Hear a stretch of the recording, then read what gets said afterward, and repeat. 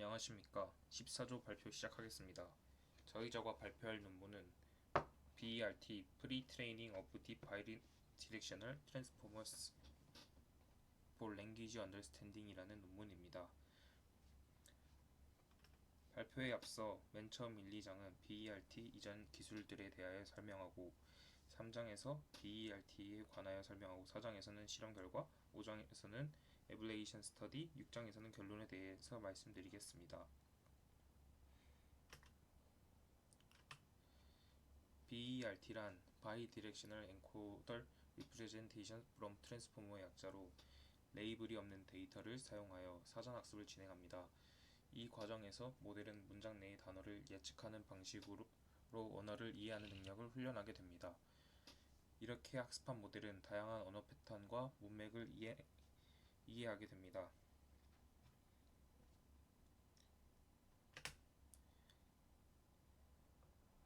랭귀지 모델의 프리트레이닝 방법은 BERT 이전에도 많이 연구되어 왔습니다.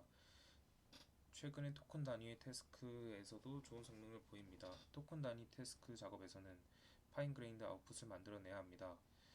이 과정에서 다운스트림 태스크에 프리트레인드 랭귀지 리프레젠테이션을 적용하는 방법은 크게 두 가지가 존재합니다. 첫 번째로 피처 베이스드 어프로치입니다. 피처 베이스드 어프로치는 사전 학습된 언어 표현, 프리트레인드 리프레젠테이션을 추가적인 특성으로 사용하는 방법을 말합니다. 대표적으로 엘모가 있는데, 엘모는 사전 학습된 언어 모델의 출력을 다양한 텍스트 작업에 대한 추가적인 특성으로 사용합니다. 이렇게 하면 각 작업에 특화된 구조를 사용하면서도 사전 학습된 언어 모델이 학습한 언어의 표현 능력을 이용할 수 있습니다. 두 번째로 파인 튜닝 어프로치입니다. 파인 튜닝 어프로치는 사전 학습된 모델의 모든 파라미터를 특정 작업에 맞게 미세 조정하는 방법을 말합니다. 이 방법은 사전 학습된 모델의 구조를 그대로 유지하면서 특정 작업의 데이터를 사용하여 모델의 파라미터를 추가로 학습시킵니다. 오픈AI의 GPT는 이런 접근법의 대표적인 예입니다. GPT는 사전 학습된 모델의 파라미터를 최소한으로 변경하면서 특정 작업, 다운스트림 태스크를 학습합니다.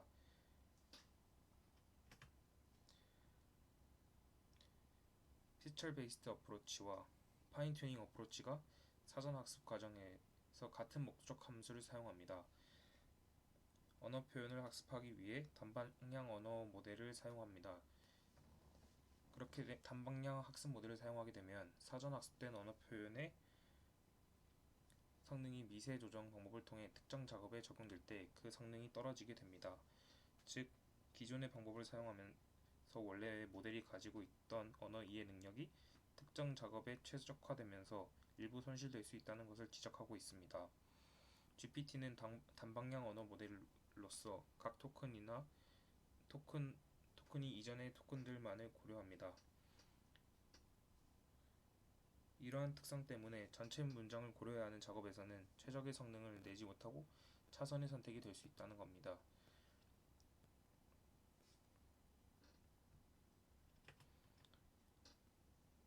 BERT 이전까지는 단어 혹은 리프레젠테이션 학습은 수십 년 동안 진행되어 왔습니다. 그중 월드 임베딩 프리트레이닝은 오늘 NLP 분야에서 굉장히 중요한 문제가 됐습니다. 또한 워드 임베딩을 통한 접근 방식은 자연스레 센텐스 임베디드 혹은 파라그래프 임베딩으로 이어집니다. 센텐스 임베딩 방법입니다. 다음 문장의 후보들을 순위를 매기는 방법이 있습니다. 주어진 문맥에 대해 다음에 올 문장의 후보들 중에서 가장 적합한 문장을 선택하는 방법입니다.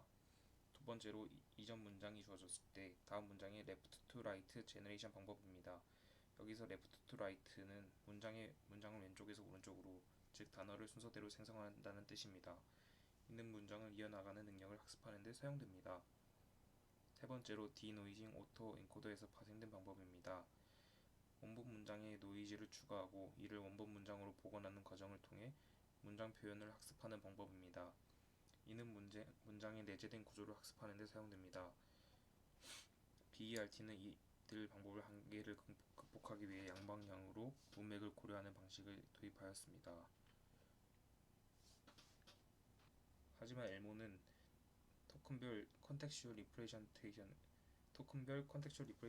레프트 투 라이트, 라이트 투 레프트 리프레젠테이션에 즉 복잡한 연산 없이 단순히 여러 데이터를 하나로 연결만으로도 소타를 달성하였습니다. 초기 피처 베이스드 어프로치에 대한 연구는 언라벨 텍스트부터 워드 임베딩 파라미터를 프리트레이닝하는 방향으로 진행됐습니다.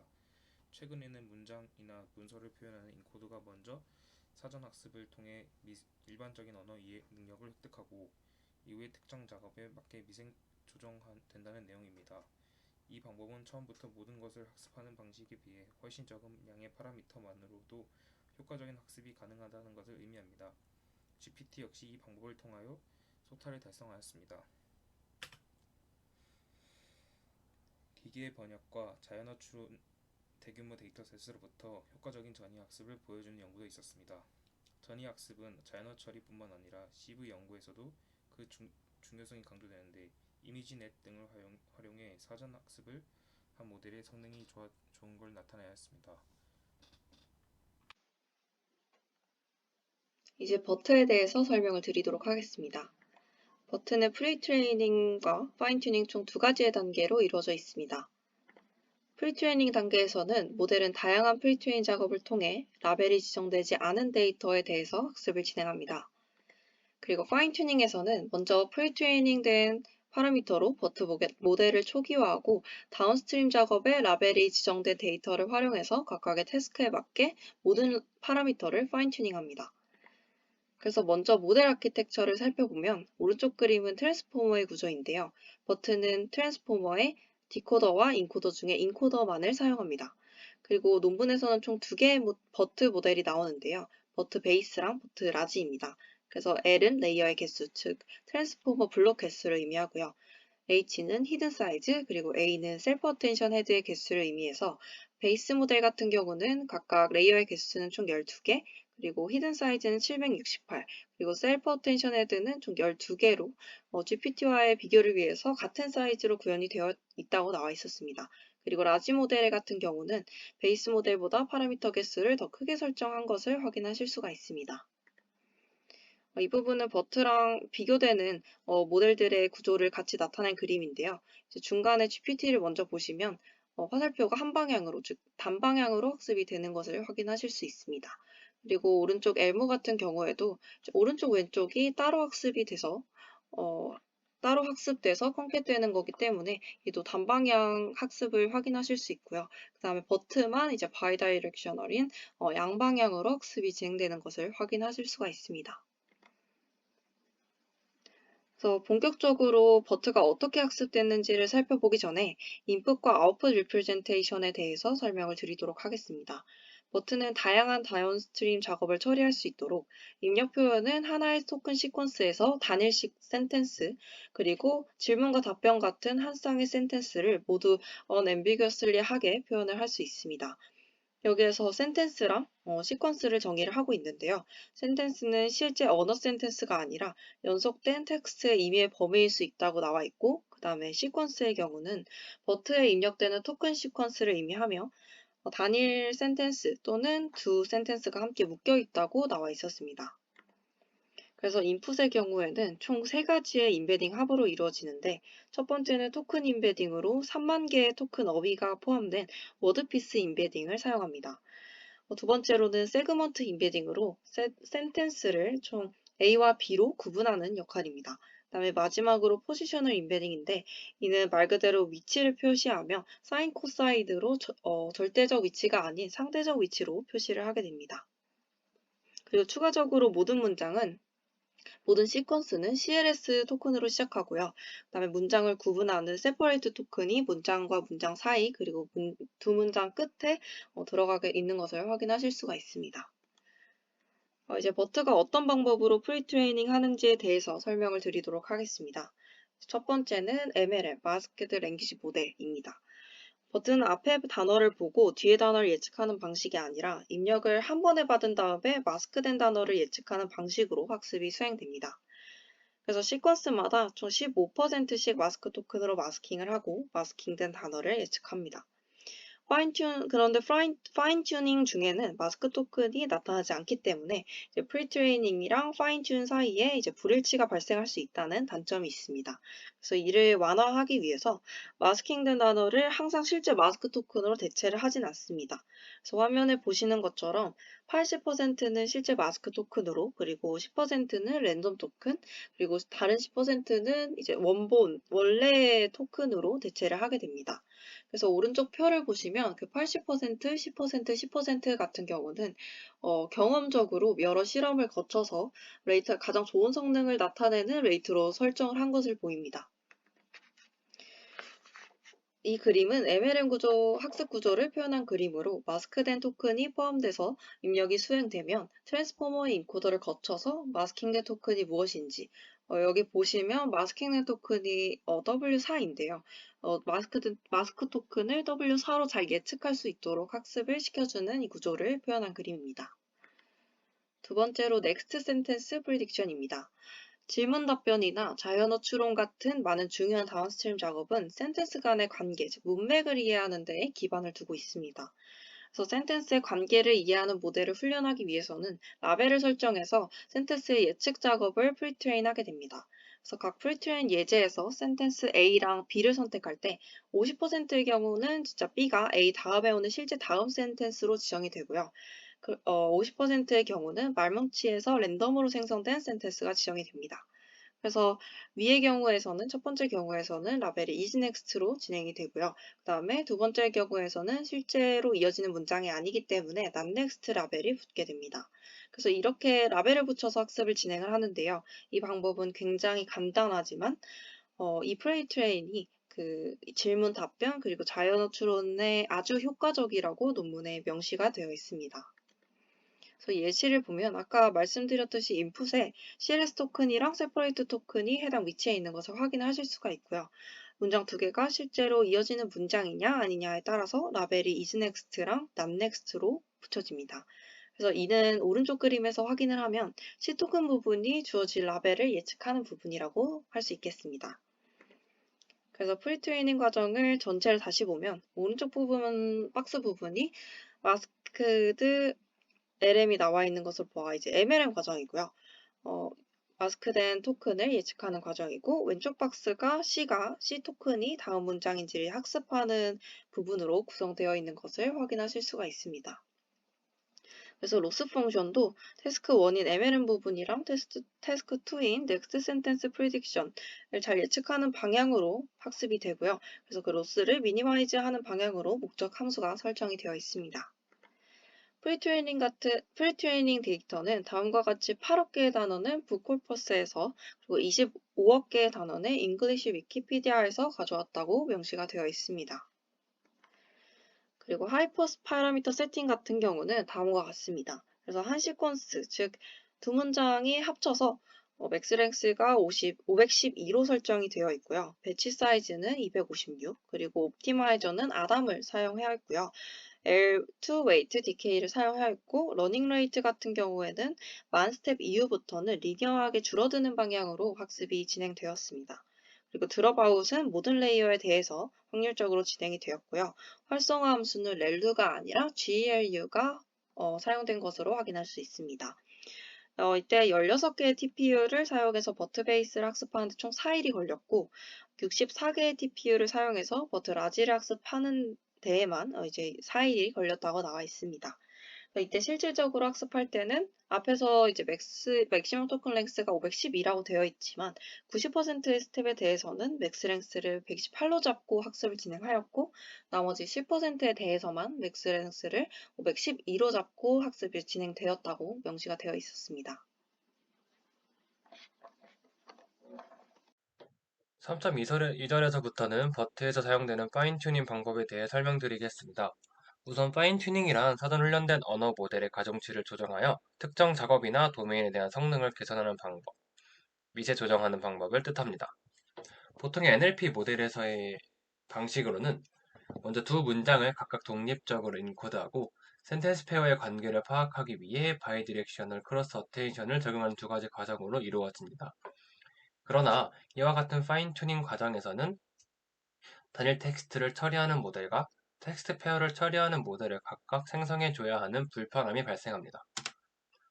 하지만 버트에서는 두 텍스트 페어를 컨케이트네이션하고 트랜스포머의 셀프 어테인션 메커니즘을 통해 인코드하기 때문에 두 단계를 거치지 않고 한 번에 텍스트 페어를 할 수 있다는 장점이 있습니다. 이를 통해 버트는 싱글 테스트와 텍스트 페어를 같은 모델로 파인 튜닝합니다. 또한 버트는 각각의 태스크에 대하여 간단히 태스크 스페시픽한 인풋과 아웃풋을 적용하여 모든 파라미터들을 엔드 투 엔드로 빛에 조정할 수 있습니다. 태스크 스페시픽한 인풋의 예시로는 파라프레이징 태스크의 센텐스 페어, 인테일먼트의 태스크의 hypothesis premise pairs, 그리고 QA 태스크의 question passage pairs, text classification이나 sequence tagging 태스크의 degenerate non-pairs가 있습니다. 그리고 태스크 스페시픽한 아웃풋의 예시로는 시퀀스 태깅이나 QA의 토큰 리프레젠테이션, 인테일먼트나 센티먼트 애널리스의 CLS 리프레젠테이션이 있습니다. 다음은 버트에서 파인 튜닝 방법을 도식화한 장면입니다. 4절에서는 버트의 성능에 대해 진행한 각가지 실험에 대하여 말씀드리겠습니다. 버트 모델을 서로 다른 11개의 다운스트림 태스크에 적용한 결과에 대한 내용이 담겨 있습니다. 결론적으로 말씀드리면 총 11개의 NLP 태스크에 대하여 모두 소타를 달성하였습니다. 해당 내용 중 2가지 태스크에 대한 비교 분석한 표를 첨부해 보았습니다. 5절에서는 어블레이션 스터디스에 대한 내용에 대해 말씀드리겠습니다. 먼저 어블레이션 스터디란 모델이나 알고리즘의 기능들을 하나씩 제거해 보면서 이 기능이 전체 성능에 얼마나 영향을 미치는지 확인해 보는 것을 의미합니다. 5.1절에서는 사전훈련 태스크 일각에 대해 다루고 있습니다.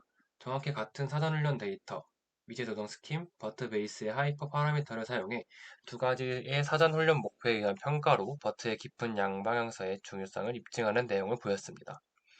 먼저 NSP 과제에 대한 영향력을 검토하였습니다.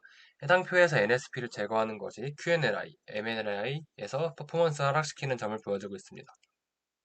다음으로 NoNSP와 LTR 그리고 NoNSP를 비교하면서 양방향 표현을 훈련하는 것에 영향력을 검토하였습니다. LTR 모델의 퍼포먼스는 MLM 모델보다 MRPC와 스쿼드에 큰 영향을 미치는 모든 과제에 대해서 좋지 않은 모습을 보였습니다. 이를 통해 양방향 표현을 훈련하는 것이 얼마나 큰 영향을 갖는지를 확인할 수 있었습니다. 엘모에서의 방식과 같이 별도의 레프트 투 라이트 모델과 라이트 투 레프트 모델을 훈련하고 각 토큰을 두 모델의 연결로 나타내는 것이 가능하다는 것을 인정은 하지만 다음과 같은 이유로 버트의 양방향성 학습의 중요성을 강조합니다. 우선 LTR과 RTR 두 번의 계산이 필요하기 때문에 단일 양방향 모델에 비해 2배로 계산 비용이 비싸다는 단점이 존재합니다. 또한 RTL 모델은 질문에 대한 답변을 조절할 수 없기 때문에 QA와 같은 작업에 대해 직관적이지 못합니다. 마지막으로 깊은 양방향 모델은 모든 레이어에서 왼쪽과 오른쪽의 문맥을 모두 사용할 수 있기 때문에 아무래도 모델의 성능이 더 정확할 수밖에 없습니다. 다음으로 5.2절에서는 모델의 사이즈에 대한 영향을 탐구합니다. 모델 크기가 파인 튜닝 작업 정확도에 미치는 영향을 탐구하였고요. 이전에 버트 모델과 같은 파라미터와 훈련 절차를 사용하면서 레이어의 수, 은닉 상태 개수, 어텐션 헤드 개수를 다르게 훈련하여 모델의 크기가 갖는 영향을 탐구하였습니다. 표를 살펴보면 모델의 크기가 모델의 성능에 직접적인 영향을 준다는 것을 알 수 있습니다. 당연하게도 큰 모델이 더 좋은 성능을 제공하고 있습니다. 또한 모델의 크기를 크게 하는 것이 정말 작은 스케일의 태스크에서도 큰 성능의 향상을 가지고 온다는 것을 확인할 수 있었습니다. 다음으로 5.3절에서는 피처 베이스드한 접근으로 버트를 살펴본 내용에 대해 다루고 있습니다. 지금까지 제시된 버트 결과는 사전 훈련된 모델에 대한 간단한 분류 계층이 추가되고 모든 매개 변수가 다운스트림 과제에서 공동으로 미체 조정되는 파인 튜닝 기법을 사용했습니다. 그러나 사전 훈련된 모델에서 고정된 특징을 추출하는 특징 기반 접근 방식은 확실한 장점이 존재함을 알 수 있었습니다. 모든 작업이 트랜스포머의 인코더 구조에 쉽게 표현되는 것이 아니므로 과제별로 모델의 구조가 추가되어야 합니다. 또한 계산이 비싼 훈련 데이터의 표현을 한번 계산하는 것과 이러한 특징들을 위해 값싼 모델과 함께 많은 실험을 돌릴 수 있다는 계산상의 이익이 있었습니다. 해당 표를 살펴보면 가장 좋은 수행 방법은 사전 훈련된 트랜스포머의 4개의 은닉 레이어로부터 토큰 표현을 결합하는 것이었는데 이것은 버트가 미세 조정과 특징 기반 접근법 모두 효과적이라는 것을 증명합니다. 마지막으로 결론을 말씀드리면서 발표 마치도록 하겠습니다. 언어 모델과의 전이 학습으로 인한 개선은 비지도 사전 훈련이 많은 언어 처리 시스템에서 필수적으로 여겨지고 있습니다. 특히 이러한 결과를 통해 낮은 수준의 작업도 깊은 단방향 아키텍처를 구성하면서 성능을 뽑아낼 수 있었습니다. 근데 이게 단방향을 깊게 구성하는 것만으로 성능을 뽑아낼 수 있었는데 버트에서는 양방향 구조로서의 아키텍처를 구성하면서 이러한 연구 결과를 깊은 양방향 구조로 일반화하여 동일한 사전 훈련 모델이 광범위한 NLP 과제를 성공적으로 처리할 수 있도록 많은 기여를 주었다는 점에서 의의가 있었습니다. 이상으로 16주 발표 마치도록 하겠습니다. 감사합니다.